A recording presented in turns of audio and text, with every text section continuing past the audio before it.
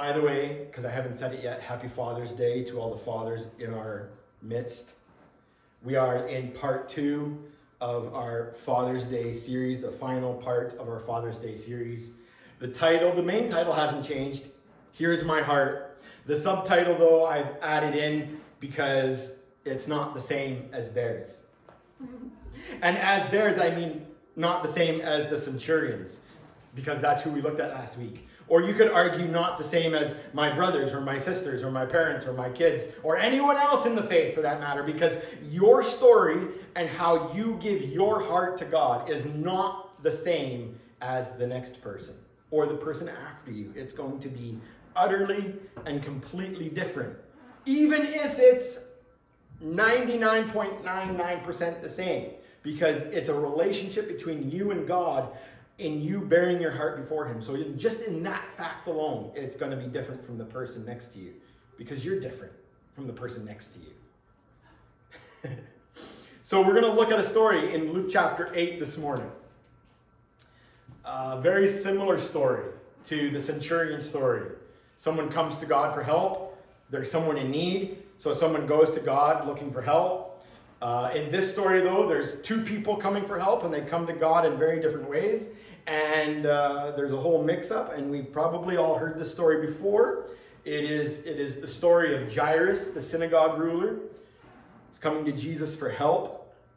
And I want you to see, just like in last week's message, how Jairus talks, how he's laying bare his heart before Jesus, how it's different than the centurion, and then how the other main character, maybe we could even say she's the main character more than Jairus, but I want you to see how she goes about doing it. And then I want you to keep in mind all three of them and how they are all different, yet they're all the same, because they come bearing their heart before Jesus in the ways that they know how.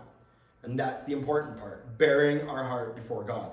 And so the gospel writer, Luke, says to us in Luke chapter 8, starting in verse 40, when Jesus returned, the crowd welcomed him, for they were all expecting him. It's like Jesus could go nowhere without a crowd piling up upon him. It seems like he enjoyed it, but even so, he still took time in the evenings and the night times to rest. But here we see he is returning from somewhere.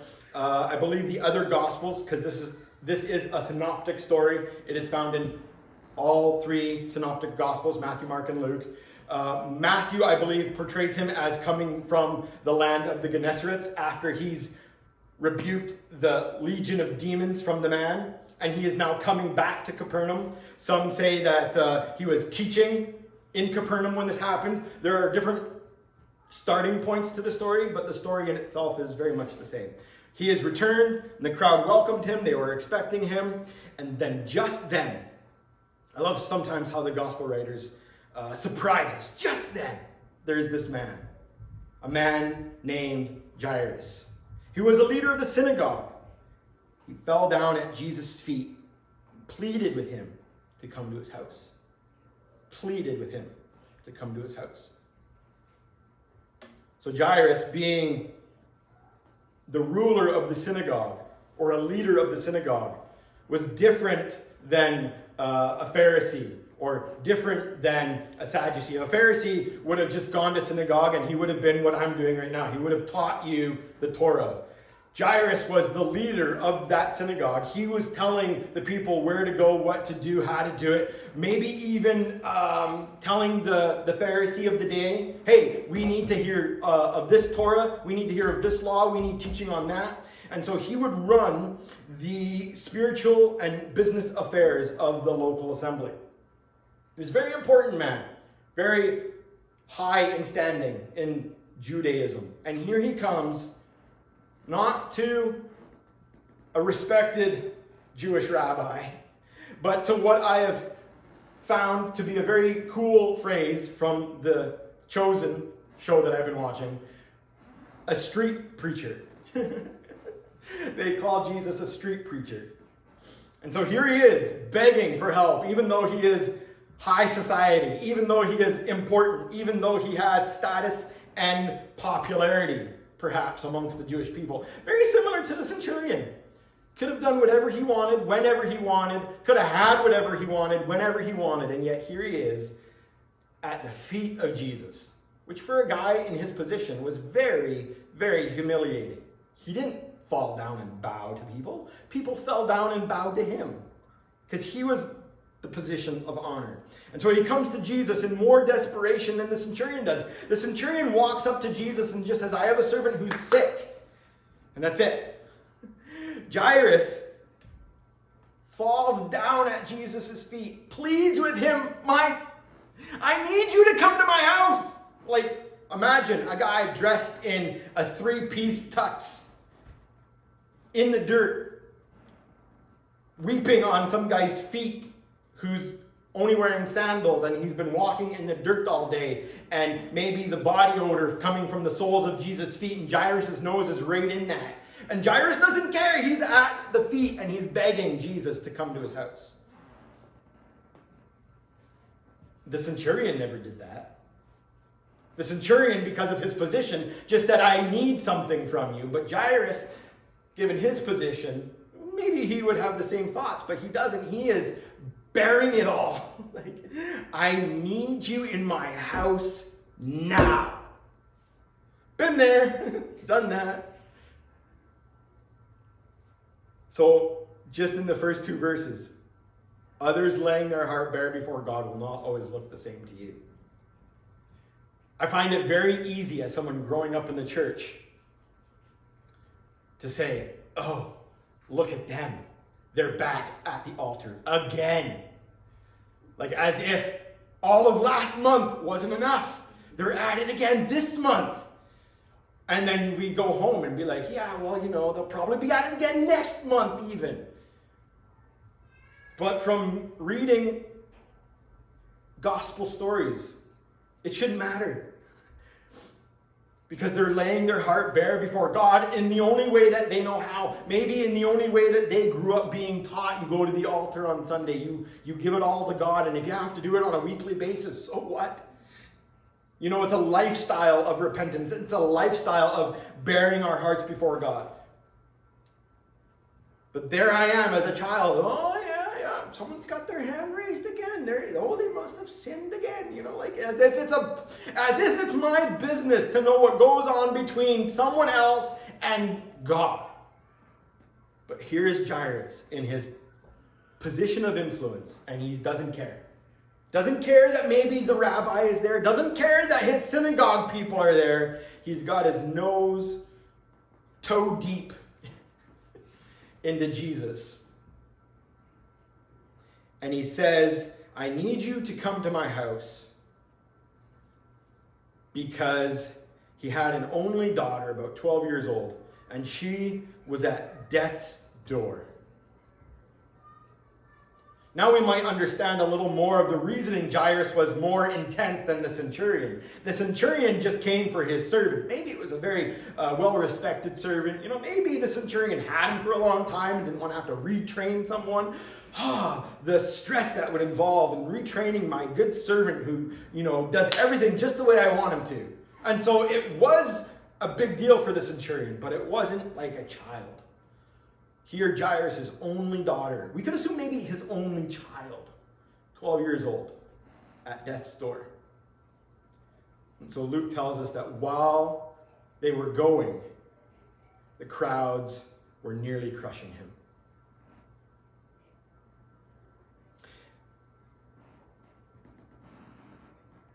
So one more thing that I get as I read the story is Jairus didn't come with the faith of his fellow neighbor or his fellow man. Jairus didn't come with the faith of the centurion.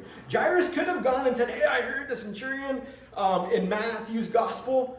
This story happens 1 chapter after the centurion. So Jairus may have heard about what the centurion did. And he doesn't come to Jesus and say, hey, Jesus, I heard about the centurion, and if you did that for him, could you do it for me? He doesn't come with his faith. He comes with his own unique, authentic, hey, it worked for the centurion, but guess what, God? I need you in my home. I know you did it with a word for the centurion, but for me, I need the presence of you in my house. There's this just say the word faith versus the come to my home now type faith. Either way, they both have the faith to come to Jesus and say, I need you to do what you do. So the Greek word in this story that's translated in my version as nearly crushing him more accurately means that they were almost suffocating Jesus. I don't like crowds like that. I like my elbow room. I'm okay with crowds, but if I'm nearly being suffocated by a crowd, I would not want to be there. And the same Greek word in Luke's gospel is the same root word that he uses earlier in verse 7 for the parable of the sower when he talks about the weeds choking the word from the ground, or from the seed growing. The weeds choke off the flower and it dies. That's the same Greek word that Luke is using, the same root word. So we can imagine the crowd following Jesus. It wasn't just, 20, 30 people following him and Jesus in the middle. It was like all of Capernaum was on Jesus, and they were like claustrophobic, crushing Jesus. There was no room to move. And then put yourself in Jairus' place. Like, you need to clear a path. My daughter is dying. Like, we've shocked her multiple times.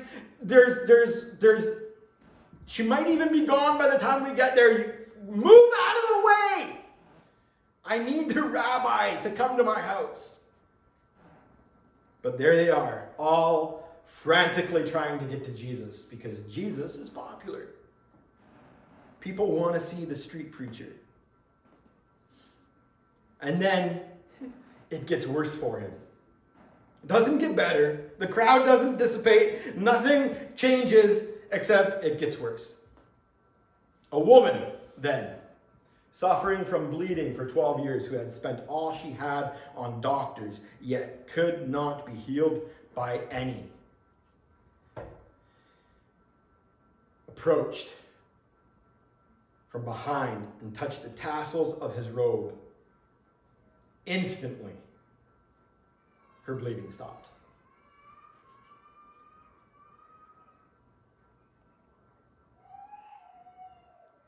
There is something that I read earlier this week where Luke is kind of poking fun at himself.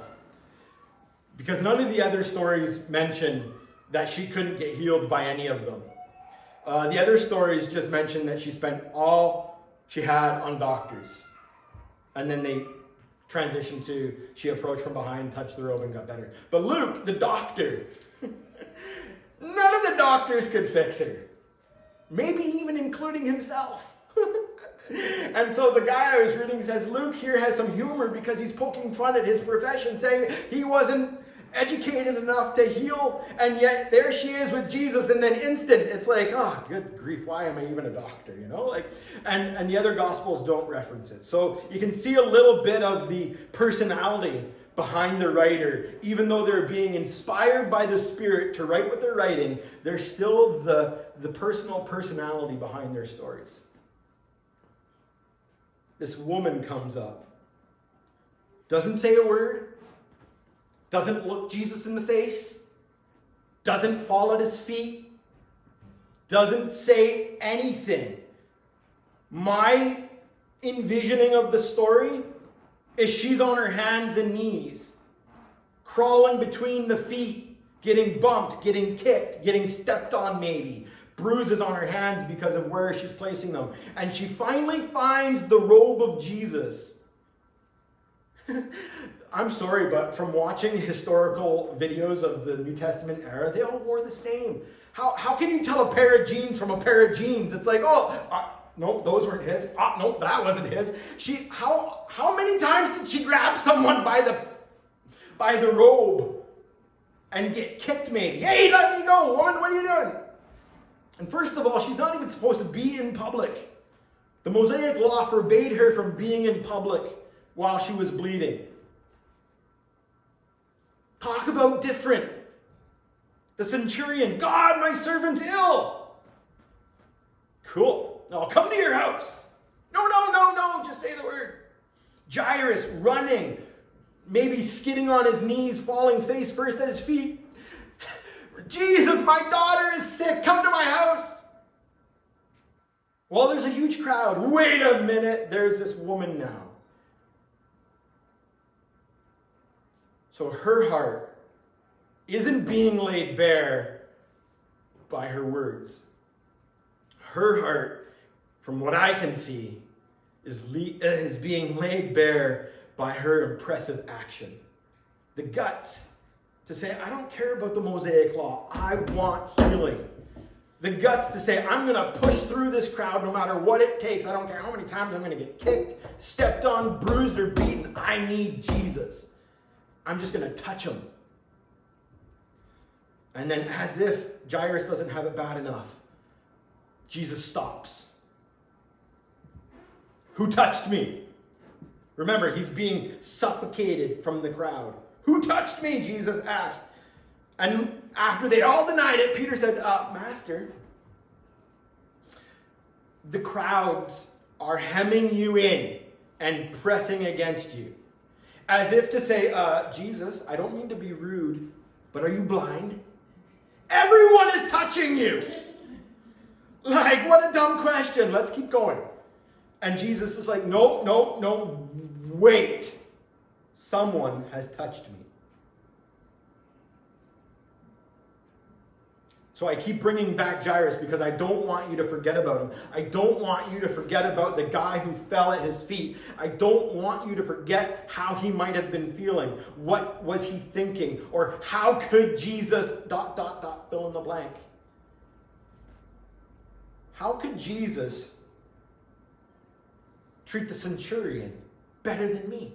I'm a synagogue ruler, for crying out loud, and he's a filthy Roman. How could Jesus stop and ask such a stupid question? My daughter is sick. Doesn't he understand the gravity of the situation? The emotion that might be going over his mind. Like, oh, Jesus must not care. I've spent my entire life leading the synagogue. And now when I need a rabbi or this healer, this guy who claims he's from God, and he doesn't care. We might all have had similar feelings. God, you did it for them. Why can't you do it for me? God, you did it for them. Why aren't you doing it for this person? Something about this woman drew power out of Jesus. Something about this woman said to Jesus, wait a minute. I need to deal with this. And I know Jairus is going to be upset. But in the end, I'm going to show Jairus just what I can do for him. And so I found this very pointed. You can come to church week after week and bump into Jesus. That's not the same as reaching out to touch him in faith. How many times have we just bumped in to Jesus? I remember growing up. Well, I wasn't growing up, actually. I was a teenager. It felt like I was still growing up, though. As I've made clear many a times, we used to watch televangelists a lot. Nothing I'm going to say about the person that I'm going to mention, just so we're clear. But I remember sitting and watching Benny Hinn quite a bit. And you would watch his healing crusades, and you would sit there and see all these people getting healed.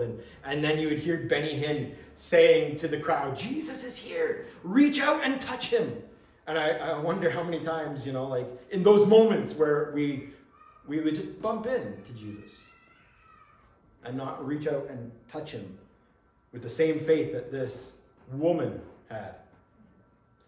Not even important enough for any of the gospel writers to include her name. Just the fact that she, being in the culture she had, being in the culture she was in, had the faith to say, I'm going to break all the rules so I can touch Jesus. And so Jesus responds to Peter, no, someone did touch me. Someone touched me. And again, I can imagine the crowd, like all his 12 disciples, like, oh, here we go again. He's like his cousin John. He's going loopy. Like, obviously, Jesus, obviously, someone touched you. But he responds it with, no, someone did touch me.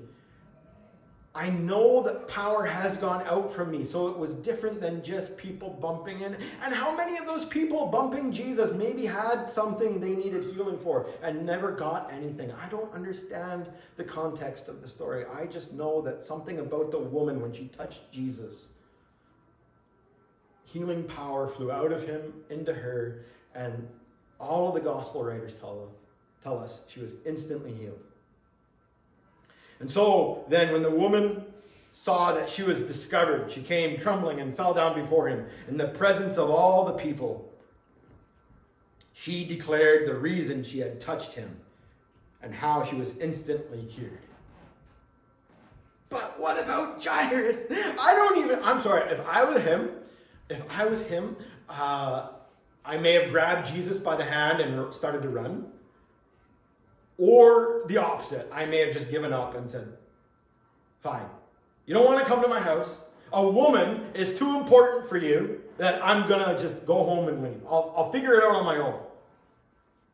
Because we get upset and we lose our patience and we think God's not doing it fast enough. And we're somehow special more than the other person. And so God, do it for me first.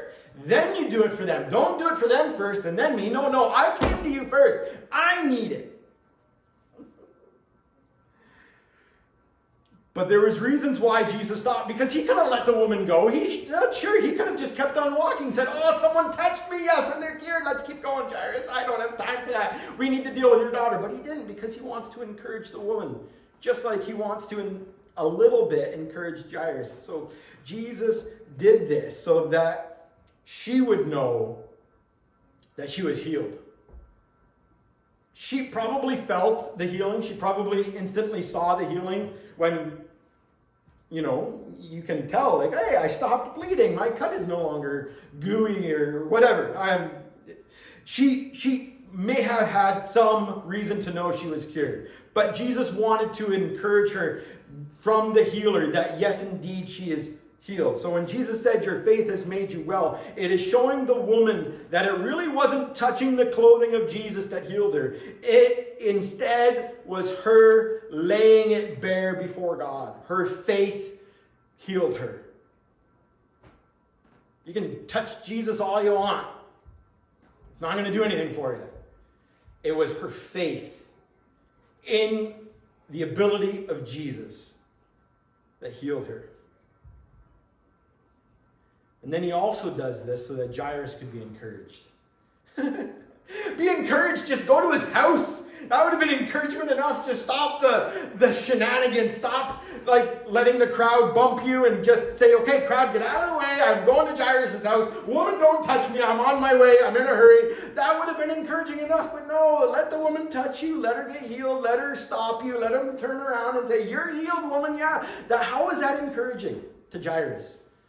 Other than the fact that, hey, he healed someone, so maybe my daughter still has a chance. And again, so there it is in my notes. Don't forget about Jairus.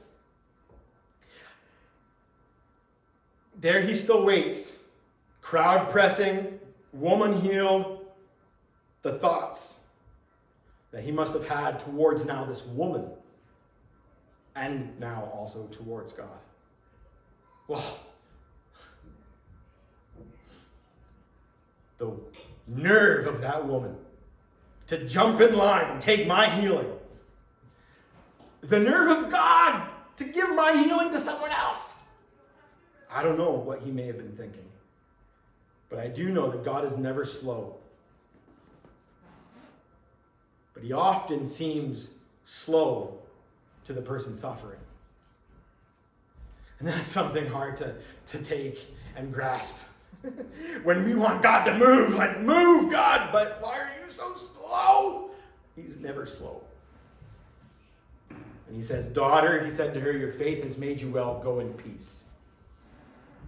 Jesus wanted her to come forth. Hear the special name of tenderness. When Jesus calls us forward, it's because he has something special to give us. She, if Jesus never would have stopped, would have never heard God call her daughter. Imagine the encouragement that was for her. An outcast, a social outcast, someone who was pushed out of society because of an ailment that in her culture made her on the outskirts. And now a Jewish rabbi, a street preacher, a man, calls her a term of affection. But then again, there's Jairus. And while Jesus was saying these words, someone came from the synagogue leader's house saying, "Your daughter is dead. Don't bother the teacher anymore."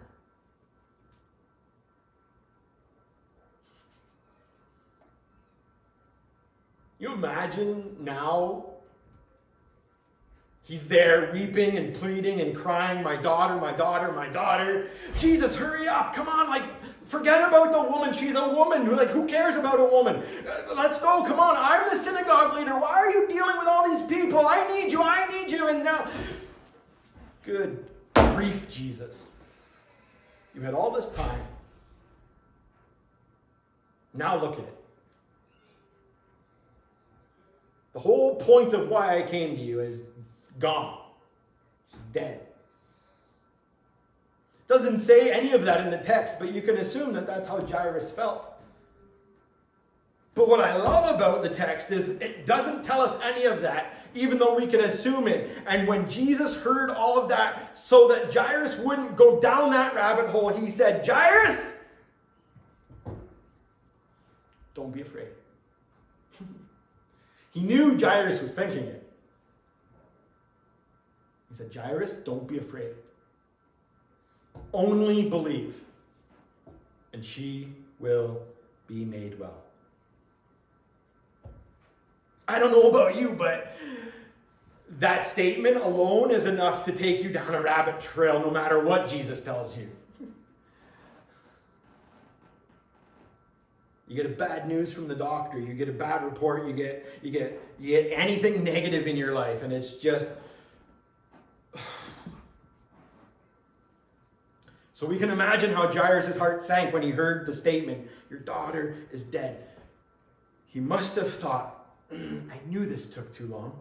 I knew Jesus shouldn't have wasted his time on this silly woman. Now the situation is beyond repair." Yet Jesus says, "Don't be afraid. Only believe." And so the stories, the centurion, you don't need to come to my house. Just say a word. Say it, and everything will be fine. Is completely different to this story, but in the end, it's exactly the same. Jairus has the choice. He's laid his heart bare, and now Jesus says to him, "Believe, and it will be so as you believe. Don't be afraid." The only thing Jairus had to believe in was the word of Jesus, just like the centurion. The stories are completely different.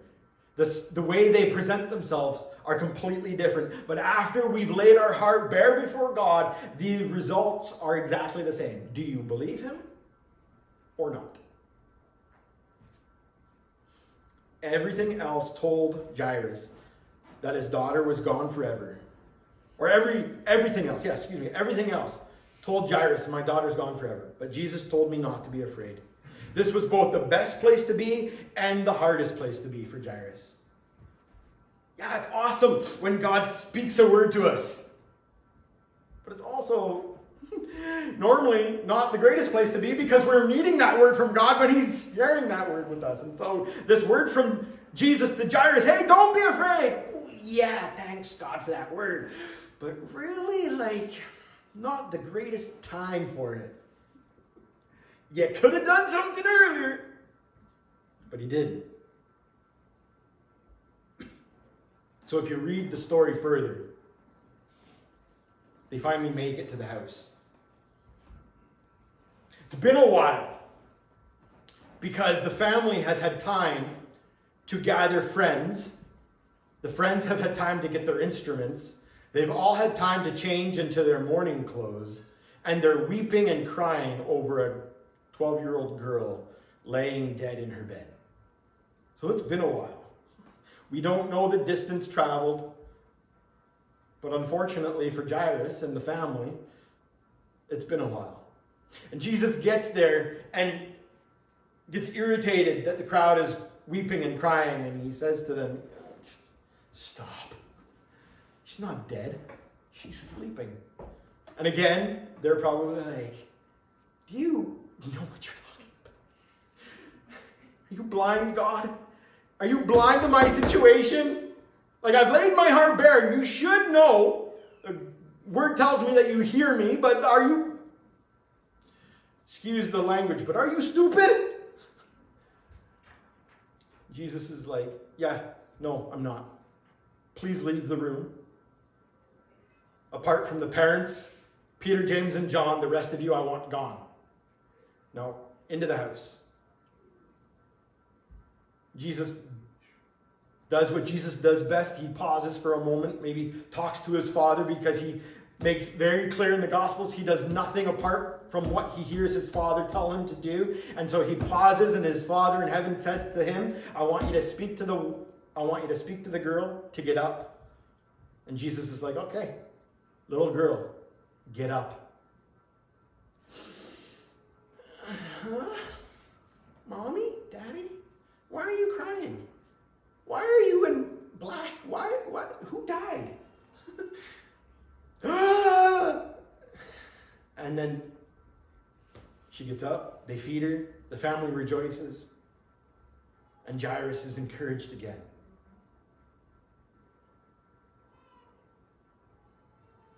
So there's these areas where we lay our heart bare. And we what I get from Jairus is not to put my relationship in someone else's box. My relationship with God looks really different from all of your relationships with God.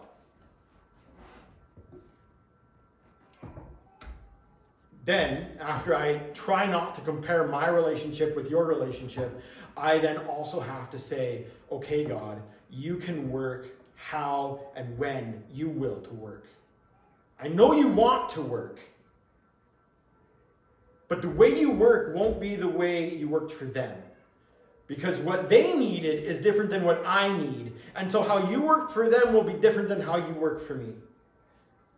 Just because he doesn't do it the same way or on the same time frame or in the same grandiose manner does not mean that God does not care. He just knows what you need better than you do. So he does it in a way that fits you best so that you can get the best out of the result. Because all seasons of life are seasons for growth.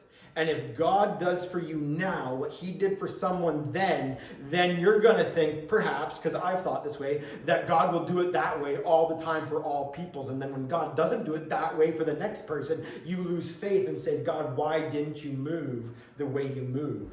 When God says, I'm going to move how I want to move. And when I move, you'll know and you'll be surprised and you'll be encouraged and there will be joy instead of weeping, because God listens when we lay our heart bare. The woman got healed. Jairus' daughter got healed. The centurion's servant got healed. All unnamed, by the way. Don't know if that matters.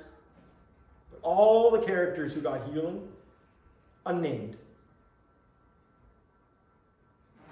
So I want to encourage you more than anything to take the faith. Don't care how you do it. But have faith to lay your heart bare before God. And see how he'll work in your life. Let's pray.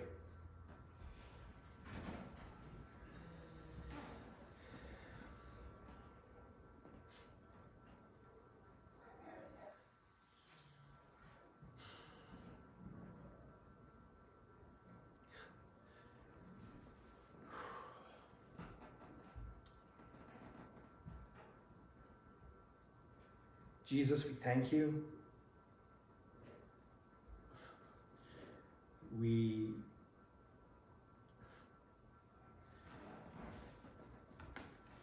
don't always understand, but we're going to try to lay our hearts bare before you more often.